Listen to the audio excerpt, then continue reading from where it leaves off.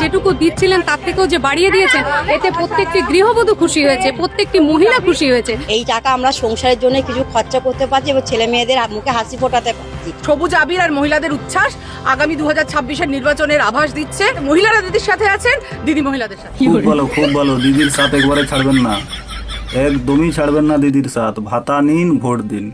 যখনই ভোট আসবে তখনই 500 টাকা বাড়বে, যখনই আবার ভোট চলে যাবে তখন আবার দিদির পায়ের তলায় থাকতে হবে। কারণ দিদি তো আছেন, এখন 1500 দিচ্ছে, পরে 2000 দেবে। আপনাদের বাড়িতে ছেলে মেয়ে আছে তো, ভালো করে পড়াশোনা করান, দিয়ে ঘরে বসিয়ে দিন। দিদি আছে, ভাতা দেবে, সংসার তো চললে হলো না, আর তো কিছু প্রয়োজন নেই।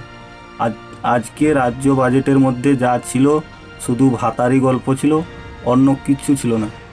ওই সিভিক ভলেন্টিয়ারের ভাতা বাড়িয়েছে, লক্ষ্মীর ভাণ্ডারের ভাতা বাড়িয়েছে, বেকার যুবকদের ভাতা দেবে বলেছে। ঠিক আছে, রাজ্যে না কোনো চাকরি, না কোনো কর্মসংস্থান, না কোনো রাজ্যের কোনো উন্নয়নমূলক কাজ। যদিও কেন্দ্রের থেকে দিচ্ছে সেগুলোকে আবার নিজের বোর্ড লাগিয়ে নিজের বলে চালিয়ে দিচ্ছে। ঠিক আছে, এই হচ্ছে আমাদের রাজ্যের পরিস্থিতি।